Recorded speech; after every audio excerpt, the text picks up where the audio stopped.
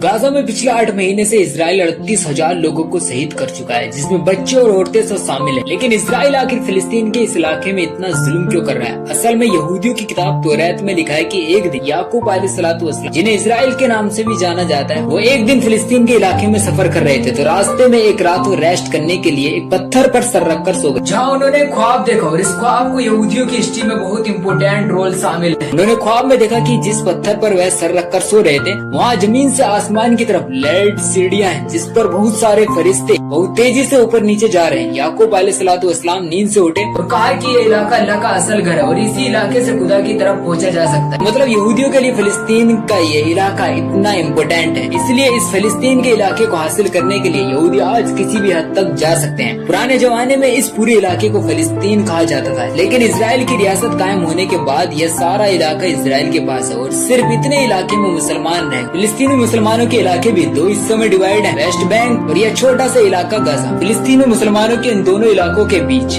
आपस में कोई जमीनी कनेक्शन नहीं है और एक दूसरे से बहुत दूर होने की वजह से यहाँ की आवाम और गवर्नमेंट भी एक दूसरे से बहुत डिफरेंट है। मतलब इन दोनों इलाकों में एक नहीं दो गवर्नमेंट है। वेस्ट में PLO, जिसको काफी सेलुलर गवर्नमेंट समझा जाता है, और लेकिन गाजा में गवर्नमेंट हमास के पास है। फिलिस्तीन का इशू तो पिछले 75 साल से चलता आ रहा है और पिछले 75 साल से सारे मुसलमान कंट्रीज के पोजीशन अब तक यही थी कि जब तक फिलिस्तीन को उसका हक न मिल जाए तो इसराइल को एक्सेप्ट नहीं करना। लेकिन आज से कुछ साल पहले UA के प्रेसिडेंट डोनाल्ड ट्रम्प की हुकूमत में अमेरिका ने आहिस्ता आहिस्ता इसराइल को मुस्लिम कंट्रीज से एक्सेप्ट करने की कोशिश की, जिससे इब्राहिम अकॉर्ड का नाम दिया गया।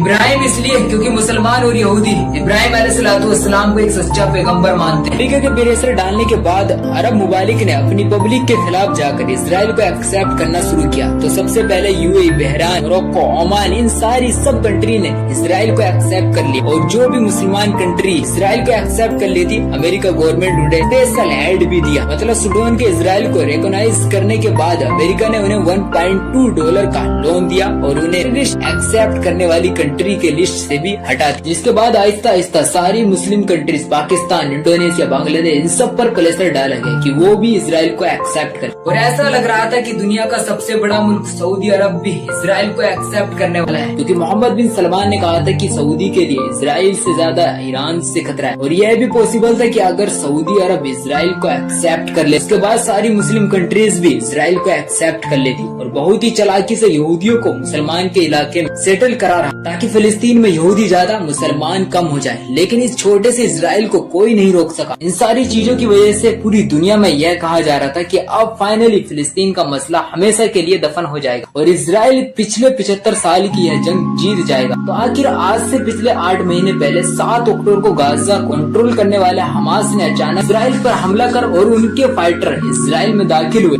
वहाँ उन्होंने 1130 लोगों को कत्ल किया और गाजा से बाहर ऑलमोस्ट 24 किलोमीटर का इलाका कब्जा कर लिया, जो इसराइल के साइज के हिसाब से बहुत बड़ा इलाका है। और 150 यहूदियों को पकड़कर वापस गाजा लेकर आया। इसके बाद पूरी दुनिया में यह न्यूज फैल गई कि हमास ने इसराइल पर बहुत बड़ा टेररिस्ट अटैक किया है और कहा कि उन्होंने बहुत सारे सिविलियंस और बच्चों और औरतों का भी कत्ल किया। और इसके कुछ अरसे के बाद हमास के लीडर्स ने एक्सेप्ट भी किया कि उनके फाइटरों से इस हमले में कुछ गलती भी हुई। पूरी दुनिया इसराइल की तरफ देख रही थी कि उसका क्या रेस्पॉन्स होगा। इसके बाद इसराइल के वजीर आजम बेंजामिन नेतन्याहू ने टीवी पर आकर ऐलान किया कि अब इसराइल गाजा से ऐसा बदला लेगा जो इससे पहले किसी ने सोचा भी नहीं होगा। इससे सबसे पहले इसराइल ने गाजा की तरफ सारी सप्लाई, मतलब खाना, बिजली, पानी सब बंद कर दिया और कुछ ही दिनों में वो सारा इलाका वापस ले लिया जो हमास ने कब्जा किया था। और इसके बाद इसराइल के डिफेंस मिनिस्टर ने एक इंटरव्यू में कहा कि हमारी लड़ाई इंसानों से नहीं बल्कि जानवरों से, और अपने सोल्जर को हुक्म दिया कि उनके साथ जो भी सलूक करना चाहो करो, क्योंकि यह तो जानवर है। और यह सब करने के लिए इसराइल के पास अमेरिका का फुल सपोर्ट था और अरब कंट्री की खामोशी से भी यह लग रहा था कि वो फिलिस्तीन के साथ नहीं बल्कि इसराइल के साथ। इसी के साथ इसराइल ने गाजा पर एयर स्ट्राइक करना शुरू किया, जिससे गाजा में हजारों लोग शहीद हुए। और उसके कुछ ही दिनों के बाद इसराइल की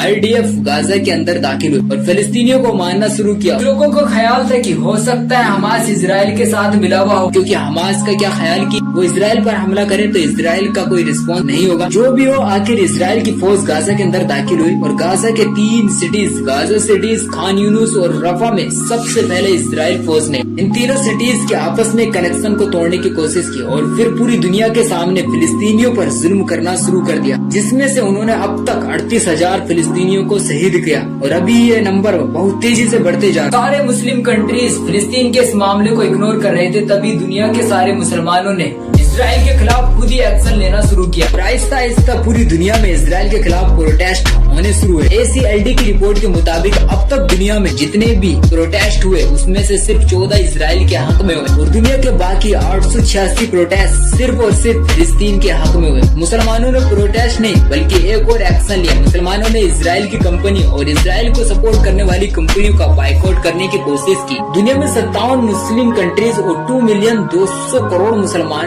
अगर इतने सारे लोग किसी कंपनी का बाइकआउट करें तो होना तो ये चाहिए कि यह कंपनी बिल्कुल खत्म हो जाए। इस बाइकआउट से पहले तो कुछ कंपनियों को नुकसान हुआ, मतलब इसके सेल्स मुस्लिम वर्ल्ड में काफी हद तक कम हुए। सिर्फ थोड़े से कम होने के बाद आहिस्ता आहिस्ता कुछ ही अरसे में हर चीज दोबारा नॉर्मल होने लगी। इस बाइकआउट से इतना कोई फर्क नहीं पड़ा। ऐसा क्यों हुआ? इसके 2 रीजन हो सकते। या तो दुनिया के 2 मुस्लिम मुसलमानों की औकात यह है कि उनके बाइकआउट करने से दुनिया में किसी को कोई फर्क नहीं पड़ता, या मुसलमानों ने सही से बाइकआउट किया है नहीं। आपकी इस बाइकआउट में क्या राय है कमेंट्स में आपको जरूर बताना है। अगर चैनल पे नए हैं तो चैनल को सब्सक्राइब जरूर कर लेना है।